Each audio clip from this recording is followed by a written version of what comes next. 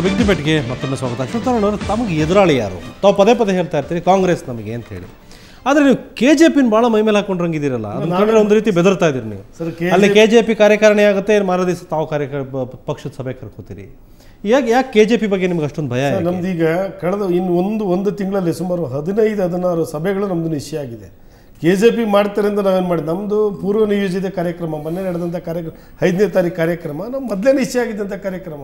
ನೀವು ನಮ್ಮ ಮೊಬೈಲೆಲ್ಲ ಮೆಸೇಜ್ಗಳಿದೆ, ಯಾವತ್ತೂ ಮೆಸೇಜ್ ಬಂದಿದ್ದು ನೋಡಿ.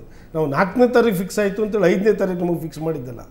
ನಮಗೆ ಮೀಡಿಯಾ ವರ್ಕ್ಶಾಪ್ಗಿಂತ ಮುಂಚೆನೇ ನಮ್ಮ ಕಾರ್ಯಕ್ರಮದ ಬಗ್ಗೆ ಹೇಳಿದ್ರು, 5ನೇ ತಾರೀಕಿನ ಕಾರ್ಯಕ್ರಮದ ಬಗ್ಗೆ. ಹಂಗಾಗಿ ನಮ್ಮದು ನಿರಂತರವಾಗಿ ನಮ್ಮ ಪಾರ್ಟಿನಲ್ಲಿ ಇರ್ತಕ್ಕಂಥ ಯಡಿಯೂರಪ್ಪನವ್ರು ಇದ್ದಾಗಲೂ ಸಹ ನಮ್ಮ ಪಾರ್ಟಿನಲ್ಲಿ JDS ಕಾಂಗ್ರೆಸ್ಗಿಂತಲೂ ಹೆಚ್ಚು ಭಯ ಏನಾದರೂ KJPದ? ಇಲ್ಲ ಸರ್. KJP ಎಲ್ಲೋ ಒಂದು ಕಡೆ ಕೆಲವು ಪ್ಲೇಸಸ್ಸಲ್ಲಿ ಲಿಮಿಟೆಡು. ಅವ್ರಿಗೆ ಯಾರು ಅವ್ರ ಕಡೆ ಹೋದರೆ ಈ JDS ರಾಮನಗರ ಮತ್ತು ಹಾಸನ ಮಂಡ್ಯಗೆ ಸೀಮಿತ ಆಗಿರ್ತಕ್ಕಂಥ. ನಾವು KJP JDS ಬಗ್ಗೆ ಚಿಂತನೆ ಮಾಡೋಣ. Fight between BJP and Congress ಅಷ್ಟೇ ಹೊರ್ತಿದ್ರಲ್ಲಿ BSR ಆಗಲಿ, KJP ಆಗಲಿ, JDS ಆಗಲಿ ಸರ್, ಅವರು ಎಲ್ಲೂ ಡಿಸ್ಟಿಕ್ಕಿಗೆ ಸೀಮಿತವಾಗಿರ್ತಕ್ಕಂಥ ಪಾರ್ಟಿಗಳವರು. ನೀವು ಅವ್ರನ್ನ ಒಂದು ನಮ್ಮದು ನ್ಯಾಷನಲ್ ಪಾರ್ಟಿಗೆ ನೀವು ಕಂಪೇರ್ ಮಾಡಿದ್ರೆ ಅದು ಸಾಧ್ಯನೇ ಇಲ್ಲ ಸರ್. ಗೊತ್ತಿದೆ 224 ಕ್ಷೇತ್ರದಲ್ಲಿ ನೀವು ಎಲ್ಲೆಲ್ಲಿ ಸ್ಟ್ರಾಂಗ್ ಇದ್ದಾರೆ ಹೇಳಿ, ಒಂದು 10 ಹೇಳಿ ನೋಡ ಸರ್. ನಮಗೆ BJP ಅವರು ನನಗೆ ಈಗ ಇರೋದೇ ಇಲ್ಲಿ ಕೇಳಿ, ನಮಗೆ ಮಂಡ್ಯ ಮತ್ತು ಹಾಸನ ಜಿಲ್ಲೆ ರಾಮನಗರದಲ್ಲಿ ಕೆಲವು ಭಾಗದಲ್ಲಿ ನಮ್ಮದು ಸ್ಥಾನ ಇಲ್ಲ. ಇಡೀ ಎಲ್ಲ ಕಡೆ ನಮ್ದು BJP ಕೆಲವು ಕ್ಷೇತ್ರ ಅಂದ್ರೆ ಈಗ ನೋಡಿದ್ರೆ 3 ಜಿಲ್ಲೆ. BJP ಬಗ್ಗೆನೇ ಯಾಕೆ ಅಷ್ಟೊಂದು ತಲೆ ಕೆಡಿಸ್ಕೊತಾ ಇದ್ರಿ? JDS ಕಾಂಗ್ರೆಸ್ ಏನು ಕಾಣೋದೇ ಇಲ್ವಾ? ಎಲ್ಲ ಟಾರ್ಗೆಟ್ BJP. ಅವ್ರು ನಮ್ಮನ್ನು ಟಾರ್ಗೆಟ್ ಮಾಡ್ತಾರೆ, ನಾವು ಅವ್ರನ್ನ ಟಾರ್ಗೆಟ್ ಮಾಡ್ತೀವಿ. KJP ಒಂದೇ ಒಂದು ದಿನ ಕಾಂಗ್ರೆಸ್ ವಿರುದ್ಧವಾಗಿ ಮಾತಾಡಿರ್ತಕ್ಕಂಥ ರೆಕಾರ್ಡ್ ಇಲ್ಲ. ಕಾಂಗ್ರೆಸ್ ವಿರುದ್ಧವಾಗಿ ಯಡಿಯೂರಪ್ಪನವ್ರು ಮಾತಾಡಿರೋದಲ್ಲಿ ಯಡಿಯೂರಪ್ಪನ ಸಹಚರ ಏನಿವತ್ತು KJP ಗುರುತಿಸ್ಕೊಂಡಿದ್ರು, ಒಂದೇ ಒಂದಿನ ಕಾಂಗ್ರೆಸ್ ವಿರುದ್ಧವಾಗಿ ಚಕಾರ ಎತ್ತಲ್ಲ. ನಾನೇ ಎತ್ತಿದ್ನಲ್ಲ ಸರ್, ನಾನು ಹೇಳ್ತೀನಿ, ಈಗ ಎತ್ತಿದ್ನಲ್ಲ ನಾನು ಈಗ ಮಾತಾಡಿದ್ದೀನಿ ಕಾಂಗ್ರೆಸ್ ವಿರುದ್ಧ. ಅವ್ರು ಯಡಿಯೂರಪ್ಪ ಮಾತಾಡಿಲ್ಲ ಅಂತ ಹೇಳಿದ್ರು. ಆಮೇಲೆ ಇನ್ನೊಂದು ಈ ಎಲ್ಲಾ ಬೆಳವಣಿಗೆಯಲ್ಲೂ ಜನನ ಗೊಂದಲ ಮಾಡ್ತಾ ಇದ್ರು, ಅಥವಾ ಈ ಒಂಥರ ಡೈಲಿ ಒಂದೊಂದು ರೀತಿ ವೇಷ ಆಗ್ತಾ ಇದೆ.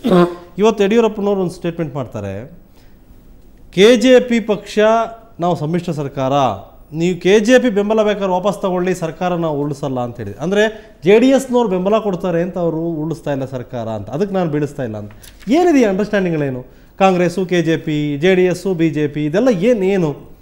ಒಂದೊಂದು ಕಡೆ ಪ್ರತಿಯೊಬ್ಬರು ಯಾರಾದರೂ ಸಾಮಾನ್ಯ ಕಾರ್ಯಕರ್ತರು ಮಾತಾಡಿದ್ರು ಓಕೆ, ಎಲ್ಲ ದೊಡ್ಡ ದೊಡ್ಡ ನಾಯಕರುಗಳು ಬಹಿರಂಗವಾಗಿ ಸ್ಟೇಟ್ಮೆಂಟ್ಗಳನ್ನು ಕೊಡ್ತಾ ಇದ್ದಾರೆ. KJP ಏನಾದರೂ ಬೆಂಬಲ ವಾಪಸ್ ತಗೊಂಡ್ರೆ JDS ಸಪೋರ್ಟ್ ಕೊಡುತ್ತಂತೆ. ಏನಿದು? ಈಗ ಆ ಪ್ರಶ್ನೆಗೆ ಉತ್ತರ ಕೊಡೋದಕ್ಕಿಂತ ಮುಂಚೆ ಒಂದು ಕ್ಲಾರಿಫಿಕೇಶನ್ ಅಶ್ವತ್ಥನಾರಾಯಣ ಕೊಡಬೇಕಾಗ್ತದೆ. ಯಾಕೆಂದರೆ ಭಾಳ ಲಘುವಾಗಿ ನಮ್ಮ ಪಕ್ಷದ ಬಗ್ಗೆ ಮಾತಾಡಿದ್ರು, ಯಾವುದೋ ಒಂದು 3 ಜಿಲ್ಲೆಯಲ್ಲಿ ಇದೆ ಅಂತ ಹೇಳ್ಬಿಟ್ಟು. ಒಂದು ನಿಮಿಷ, ಅದಕ್ಕೆ ನಾನು ಮೊದಲೇ ಉತ್ತರ ಕೊಟ್ಟಿರೋದು ಬಹುಶಃ ಅದಕ್ಕೆ ಸೂಟ್ ಆಗುತ್ತೆ ಅಂತ ಅಂದ್ಕೊಂಡಿದ್ದೀನಿ.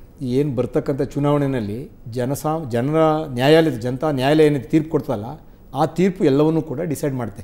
ಎಲ್ಲಿ BJP ಎಲ್ಲಿದ್ದಾರೆ, ನಾವೆಲ್ಲಿದ್ದೀವಿ, ಏನು ಅನ್ನೋದನ್ನ ಜನತಾ ನ್ಯಾಯಾಲಯ ತೀರ್ಪನ್ನು ಕೊಡುತ್ತೆ. ಅದರಿಂದ ಆದರೆ ಭಾಳ ಲಘುವಾಗಿ ಮಾತಾಡಿದ್ರು, ಅದಕ್ಕೆ ನಾನು ದಯಮಾಡಿ ಅದಕ್ಕೆ ವಿಷಾದ ವ್ಯಕ್ತಪಡಿಸ್ತೀನಿ ಅವ್ರ ಪರವಾಗಿ. ನಾನು ಒಂದು ನಿಮಿಷ ಹೌದು ಯಾಕೆಂದ್ರೆ ಒಂದು ನಿಮಿಷ ನಾವು ಜನತಾದಳ ನಾವು ಎಷ್ಟು ಸೀಟ್ ಗೆಲ್ತೀವಿ ಅನ್ನೋದು ಎರಡನೇ ವಿಚಾರ. ಆದರೆ ರಾಜ್ಯದಲ್ಲಿ ಇವತ್ತು ನಾವು ಎಲ್ಲೆಲ್ಲಿ ಕಾರ್ಯಕ್ರಮ ಮಾಡ್ತೀವಿ, ಎಲ್ಲೂ ಕೂಡ ಖಾಲಿ ಕುರ್ಚಿ ಇಟ್ಕೊಂಡು ಅಥವಾ ಜನರೇ ಇಲ್ದಲೆ ಅಥವಾ ಕರ್ಕೊಂಬಂದು ದುಡ್ಡು ಕೊಟ್ಟು ಕರ್ಕೊಂಬಂದು ಎಲ್ಲೂ ಮಾಡ್ತಾ ಇಲ್ಲ. ಇವತ್ತು ನಮ್ಮ ನಾಯಕರು ಅಲ್ಲೆಲ್ಲ ಒಂದು ನಿಮಿಷ, ಅವ್ರು ಭಾಳ ಲಘುವಾಗಿ ಮಾತಾಡ್ಬಿಟ್ರು. ಅವರು ಎಲ್ಲಿದ್ದಾರೆ JDS 3 ರಾಮನಗರ, ಯಾವುದೋ ಮಂಡ್ಯ, ಹಾಸನ ಅಂತ ಹೇಳ್ಬಿಟ್ಟು ಅಂತ ಅಷ್ಟು ಭಾಳ ಲಘುವಾಗಿ ಮಾತಾಡಿದ್ರು. ಇಲ್ಲಿ ಇವತ್ತು ಉದಾಹರಣೆ ಅಲ್ಲಲ್ಲ, ಒಂದ್ ನಿಮಿಷ ಹೇಳ್ತೀನಿ, ಒಂದ್ ನಿಮಿಷ ಅಶ್ವತ್ಥನಾರಾಯಣ, ಒಂದ್ ನಿಮಿಷ. ನಿಮಗೆ ಅಲ್ಲೆಲ್ಲ 110 ಸೀಟ್ ಗೆದ್ದಿರಲ್ಲ, ಮುಂದಿನ ಚುನಾವಣೆಯಲ್ಲಿ ನಿಮ್ಮ ಪರಿಸ್ಥಿತಿ ಏನಾಗುತ್ತೆ ಅಂತ ತಿಳ್ಕೊಂಡು ಆಮೇಲೆ ಮಾತಾಡಿ. ಭವಿಷ್ಯ ಬೇಡ, ಹಳೆ ತಗೊಳ್ಳಿ. ಕೆಲವು ವರ್ಷಗಳ ಹಿಂದೆ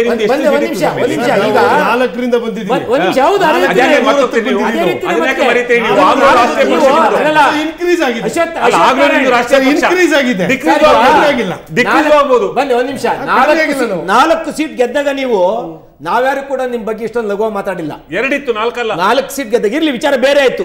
ಅದಕ್ಕೆ ಹೆಚ್ಚಿಗೆ ನಾನು ಅದನ್ನ ಕಮೆಂಟ್ ಕಮೆಂಟ್ ಮಾಡಕೋಲ್ಲ, ಒಂದೇ ಹೇಳ್ಬಿಡ್ತೀನಿ. ಒಂದ್ ನಿಮಿಷ ಹೇಳ್ತೀನಿ ಸರ್. ರಾಷ್ಟ್ರೀಯ ಪಕ್ಷ ಅಂತ ನೀವು ಹೇಳ್ಕತ್ತೀರಿ. ಇವತ್ತು ರಾಷ್ಟ್ರೀಯ ಪಕ್ಷಗಳಾದಂಥ BJP ಮತ್ತು ಕಾಂಗ್ರೆಸ್ಸು ಸ್ವಂತ ಶಕ್ತಿಯ ಮೇಲೆ ಇವತ್ತು ರಾಷ್ಟ್ರದಲ್ಲಿ ಅಧಿಕಾರವನ್ನು ತಗೊಳ್ಳಿಕ್ಕೆ ಸಾಧ್ಯನೇ ಇಲ್ಲ. ಅದು ಗೊತ್ತಿರ್ತಕ್ಕಂಥ ವಿಚಾರ. ಸಮ್ಮಿಶ್ರ ಸರ್ಕಾರದಲ್ಲಿ ಒಂದು ಮೇಜರ್ ಶೇರ್ನ ಗೆದ್ದುಕೊಂಡವರು ಇವತ್ತು 25-26 ಪಾರ್ಟಿಗಳನ್ನ ಸೇರಿಸಿಕೊಂಡು ಇವತ್ತು ಅಧಿಕಾರ ಮಾಡೋ ಪರಿಸ್ಥಿತಿಯಲ್ಲಿ ಇಬ್ರು ಬಂದಿದ್ದಾರೆ. ಒಂದು, ಇಡೀ ರಾಷ್ಟ್ರದಲ್ಲಿ ಎಷ್ಟು ಕಡೆ ಇದ್ದಾರೆ ಬಿಜೆಪಿಯವರು, ಇಡೀ ರಾಷ್ಟ್ರದಲ್ಲಿ ಎಷ್ಟು ಕಡೆ ಇದ್ದಾರೆ ಕಾಂಗ್ರೆಸ್ನವರು? ಇವತ್ತೇನಾಗಿದೆ, ರಾಷ್ಟ್ರೀಯ ಪ್ರಾದೇಶಿಕ ಪಕ್ಷ, ಅದುವೇ ರಾಷ್ಟ್ರೀಯ ಪ್ರಾದೇಶಿಕ ಪಕ್ಷ ಬಿಜೆಪಿನೂ ಕೂಡ. ಅದರಿಂದ ಒಂದು ನಿಮ್ಮ ಪ್ರಶ್ನೆಗೆ ಏನು ಉತ್ತರ ಹೇಳಕ್ಕೆ ಕೊಟ್ಟಿದ್ದೀನಿ ನಾನು ಅಂದರೆ, ಇವತ್ತೇನಾಗಿದೆ, ನಾವೆಲ್ಲರೂ ಕೂಡ ನಮ್ಮ ರಾಷ್ಟ್ರೀಯ ನಾಯಕರಾಗಲಿ ಅಥವಾ ನಮ್ಮ ರಾಜ್ಯಾಧ್ಯಕ್ಷರಾಗಲಿ ನಾವು ಈ ಬಿಜೆಪಿ ಸರ್ಕಾರಕ್ಕೆ ನಾವು ಬೆಂಬಲ ಕೊಡ್ತೀವಿ, ಕೆಜೆಪಿ ವಾಪಸ್ ತಗೊಂಡ್ರೆ ನಾವು ಬೆಂಬಲ ಕೊಡ್ತೀವಿ ಅನ್ನೋ ಮಾತನ್ನು ಎಲ್ಲೂ ಹೇಳಲಿಲ್ಲ. ಇದು ಇವ್ರ ಪ್ರಿಸಂಪ್ಷನ್ಸು. ಇವ್ರು ಏನಾಗಿದೆ ಅಂದ್ರೆ, ನಾವು ಯಾವುದೋ ಒಂದು ನೆಪ ಇಟ್ಕೊಂಡು ಯಾರ ಮೇಲಾದ್ರೂ ಒಂದು ಗುಬೆ ಬರುತ್ತೆ ಅಂತ ಎಲ್ಲಾದ್ರೂ ಕೂಡ ನಾವು ಯಾವ್ದಾದ್ರೂ ಸಂದರ್ಭದಲ್ಲಿ ಒಂದು ವೇಳೆ ಕೆಜೆಪಿ ಏನಾದ್ರೂ ಈ ಸರ್ಕಾರ ಉಳಿಸ್ತಕ್ಕಂಥ ಪ್ರಯತ್ನ ಮಾಡ್ರೆ ನಾವು ಅವರಿಗೆ ಬೆಂಬಲ ಕೊಡ್ತೀವಿ ಅನ್ನೋ ಸೂಚನೆ ಕೊಟ್ಟಿದ್ರು. ಹೇಳಕ್ ಬೇಡ, ಸೂಚನೆ ಕೊಟ್ಟಿದ್ರು ಕೂಡ ಅದನ್ನ ಅವ್ರು ಮಾತಾಡ್ಲಿ, ನಾವೆಲ್ಲೂ ಕೊಡ್ಲಿಲ್ಲ. ನಮ್ಮ ರಾಷ್ಟ್ರೀಯ ಅಧ್ಯಕ್ಷರು ಬಹಳ ಸ್ಪೆಸಿಫಿಕ್ ಆಗಿ ಹೇಳಿದ್ದಾರೆ, ಕಾಂಗ್ರೆಸ್ ಮೂವ್ ಮಾಡ್ಲಿ ಬೇಕಾದ್ರೆ ನಾವು ಸಪೋರ್ಟ್ ಮಾಡ್ತೀವಿ ಅನ್ನೋ ಮಾತನ್ನ ಹೇಳಿದ್ದಾರೆ. ನಮ್ಮ ರಾಜ್ಯಾಧ್ಯಕ್ಷರು ಕೂಡ ಅದನ್ನ ಹೇಳಿದ್ದಾರೆ, ಯಾವುದೇ ಕಾರಣಕ್ಕೂ ಕೂಡ ಬಿಜೆಪಿ ಸರ್ಕಾರಕ್ಕೆ ಜೆಡಿಎಸ್ ಕೈ ಜೋಡಿಸಕ್ಕಂತ ಪ್ರಶ್ನೆನೇ ಇಲ್ಲ ಅಂತ ಬಹಳ ಕಡಾಖಂಡಿತವಾಗಿ ಹೇಳಿದ್ದಾರೆ. ಇದೇನಾಗಿದೆ, ಇವ್ರು ಇದೇನು ಕೆಜೆಪಿಯವರು ಅವ್ರಿಗೆ ಬೇಕಾದಂಗೆ ಅವ್ರು ಮಾತಾಡ್ಕೊಳ್ಳೋದು, ಬಿಜೆಪಿಯವರು ಅವ್ರಿಗೆ ಬೇಕಾದಂಗೆ ಅವ್ರು ಮಾತಾಡ್ಕೊಳ್ಳೋದು, ಕಾಂಗ್ರೆಸ್ ಪಕ್ಷದ ನಾಯಕರುಗಳಿಗೆ ಬೇರೆ ಏನು ಸಬ್ಜೆಕ್ಟ್ ಇಲ್ಲ. ಅವರೆಲ್ಲರಿಗೂ ಇವ್ ದುರಂತ ಏನಂದ್ರೆ ನಿಮಗೆ ಬಹಳ ಸ್ಪಷ್ಟವಾಗಿ ಹೇಳ್ತೀನಿ, ಇವರೆಲ್ಲರಿಗೂ ಎಲ್ಲೋ ಒಂದ್ ಕಡೆ ಜೆಡಿಎಸ್ ಪಕ್ಷ ಬಹಳ ಟ್ರಬಲ್ ಶೂಟರ್, ನಮಗೆ ಬಹಳ ದೊಡ್ಡ ಬಂಡೆ ಅಂತ ನಿಂತು ಬಿಟ್ಟಿದೆ ನಮಗೆ ಅನ್ನೋ ತರ ಭಾವನೆ ಇದೆ ಇವರಿಗೆ. ಹಾಗಾಗಿ ಎಲ್ಲರೂ ಅಟ್ಯಾಕ್ ಮಾಡ್ತಕ್ಕಂಥದ್ದು ಜೆಡಿಎಸ್ ಪಕ್ಷದ ಮೇಲೆ ಅಟ್ಯಾಕ್ ಮಾಡಕ್ ಕೊಟ್ಟಿದ್ದಾರೆ. ಹಾಗಾಗಿ ನಾವೆಲ್ಲರೂ ಬಿಜೆಪಿ ಪಕ್ಷದ ಬೆಂಬಲದ ಬಗ್ಗೆ ಎಲ್ಲೂ ಹೇಳಿಲ್ಲ. ಜೆಡಿಎಸ್ ಟ್ರಬಲ್ ಶೂಟರ್ ಎಲ್ಲಿ ಅಂತ ಹೇಳಿದ್ರೆ, ಕಾಂಗ್ರೆಸ್ ಅಂಡ್ ಜೆಡಿಎಸ್ ಕೆಲವು ಡಿಸ್ಟ್ರಿಕ್ಟ್ಗಳಲ್ಲಿ ಆಗ್ತದೆ, ಬಿಜೆಪಿಗೆ ಅದು ಎಲ್ಲೂ ಸಹ ಡಿಸ್ಟರ್ಬೆನ್ಸ್ ಇಲ್ಲ. ಬಿಜೆಪಿಗೆ ಜೆಡಿಎಸ್ ಇಂದ ಯಾವುದೇ ಡಿಸ್ಟ್ರಿಕ್ಟ್ ಅಲ್ಲಿ ಡಿಸ್ಟರ್ಬೆನ್ಸ್ ಇಲ್ಲ, ಅಲ್ಲಿ ಡಿಸ್ಟರ್ಬೆನ್ಸ್ ಆಗುವಂತದ್ದು ಜೆಡಿಎಸ್ ಇನ್ ಬಿಟ್ಟು ಕಾಂಗ್ರೆಸ್.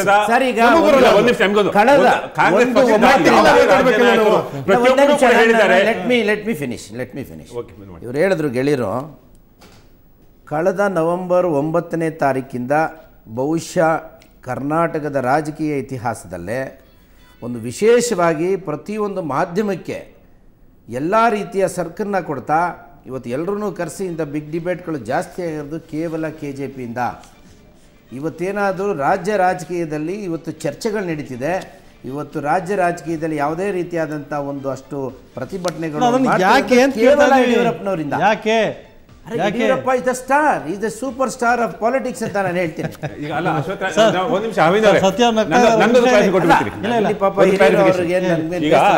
ಅಶ್ವಥ್ ಅವರು ಹೇಳಿದ್ರು, ಅಲ್ಲ ನೀವೇ ಹೇಳಿದ್ರಿ ಕಾಂಗ್ರೆಸ್ ಪಕ್ಷ ಮತ್ತು ಜೊತೆಲಿ KJP ಅಂಡರ್ಸ್ಟ್ಯಾಂಡಿಂಗ್ ಇದೆ ಹಾಗೆ ಅಂತೇಳಿ. ಯಾವ ನಾಯಕರು ಹೇಳಿದ್ದಾರೆ ಇದುವರೆಗೆ?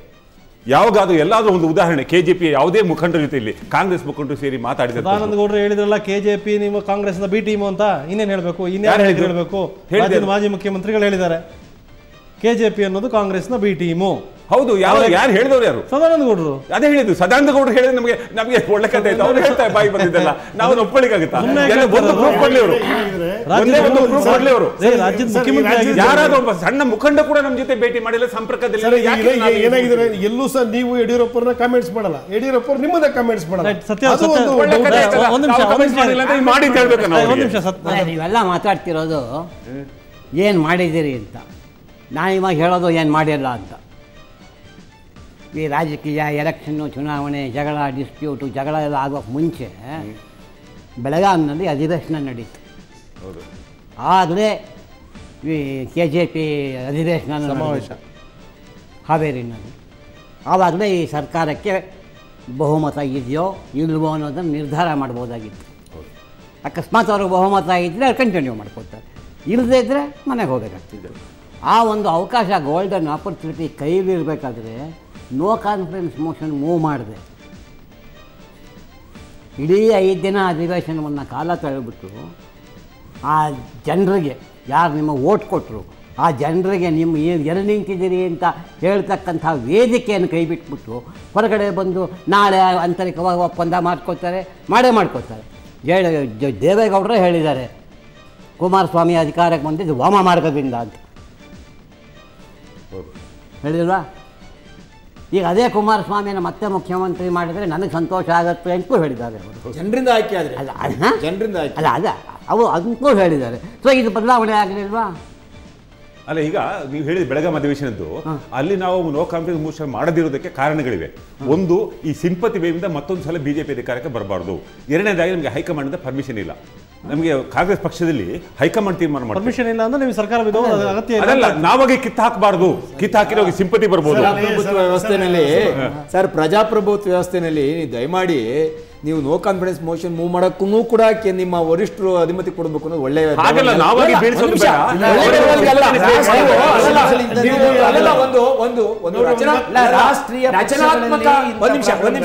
ರಚನಾತ್ಮಕವಾದಂತಹ ವಿರೋಧ ಪಕ್ಷವಾಗಿ ನೀವು ಕೆಲಸ ಮಾಡಲೇಬೇಕು ಅನ್ನೋದ್ರೆ ಈ ಸರ್ಕಾರಕ್ಕೆ ನಿಮ್ಮ ಗಮನಕ್ಕೆ ಇದಕ್ಕೆ ಬಹುಮತ ಇಲ್ಲ ಅಂತ ನಿಮ್ಮ ಮನವರಿಕೆ ಆದ ತಕ್ಷಣ ನೀವು ಮೂವ್ ಮಾಡಬೇಕು.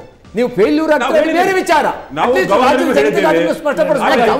ಗವರ್ನರ್ ಅಲ್ಲ, ಹೇಳ್ತೀನಿ ಕೇಳಿ. ಗವರ್ನರ್ ಹತ್ರ ನೀವು ಹೋಗೋದು ಆ ಮೆಥಡ್ ಫೇಲ್ ಆದಾಗ, ಅಕಸ್ಮಾತ್ ನೀವು ಅಸೆಂಬ್ಲಿ ಒಳಗೆ election no confidence motion move ಮಾಡಿದರೆ ಈ JDSನವ್ರು ಓಟ್ ಕೊಡಲಿಲ್ಲ ಅಂತ ಇಟ್ಕೊಳ್ಳೋಣ, ಯಾವುದೇ ಕಾರಣಕ್ಕೆ ಖಾತೆ ಮಾಡಿಬಿಟ್ಟು ಖಾತೆ ತೆಗೆದುಬಿಟ್ಟು JDSನವರು ಕಾಂಗ್ರೆಸ್ ಈ BJP ಸರ್ಕಾರ ಉಳ್ಕೊಂಡ್ಬಿಡ್ತಿತ್ತು ಅಂತ ಇಟ್ಕೊಳ್ಳೋಣ.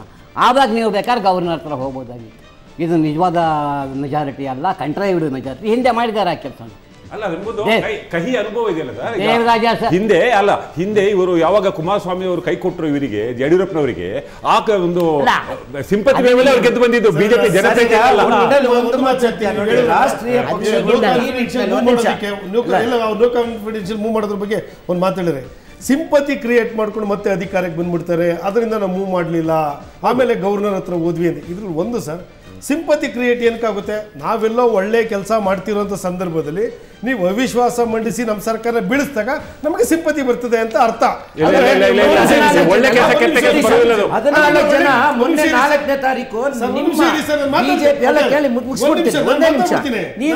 ಸರ್ಕಾರ ನೀವೇ ರಾಜೀನಾಮೆ ಕೊಡ್ಬೋದಲ್ಲ, ನಿಮಗೂ ಸಿಂಪತಿ ಬೇಕು. ನೀವು ಅವ್ರ ಬಗ್ಗೆ ಮಾತಾಡಿದ್ಮೇಲೆ ಮಾತಾಡಿ ಪಟೇಲ್, ನೀವು ಗವರ್ನರ್ ಹತ್ರ ಹೋದ್ರಿ ಸರ್. ಮದನ್ ಪಟೇಲ್ ಏನೋ ಹೇಳ್ತಾ ಇದ್ದಾರೆ ಇಂಪಾರ್ಟೆಂಟ್. ಅವರೇ ಮಾತಾಡ್ತಾರೆ. ಅಲ್ಲ, ಅವ್ರಿಗೆ ಗವರ್ನರ್ ಹತ್ರ ಹೋದ್ರಿ. ಗವರ್ನರ್ ಹತ್ರ ಯಾವಾಗ ಹೋಗೋದು? ಕಾನ್ಸ್ಟಿಟ್ಯೂಷನ್ ಏನಾದ್ರು ಪ್ರಾಬ್ಲಮ್ ಕ್ರಿಯೇಟ್ ಆದಾಗ ಗವರ್ನರ್ ಹತ್ರ ಹೋಗ್ಬೇಕು. ಸುಮ್ಮನೆ ಗವರ್ನರ್ ಒಂದು ಮಾಧ್ಯಮದಲ್ಲಿ ಸುದ್ದಿ ಆಗ್ಲಿ ಅಂತ ಹೇಳಿ ಗವರ್ನರ್ ಹತ್ರ ಹೋಗೋದಿಲ್ಲ. This is only for the political.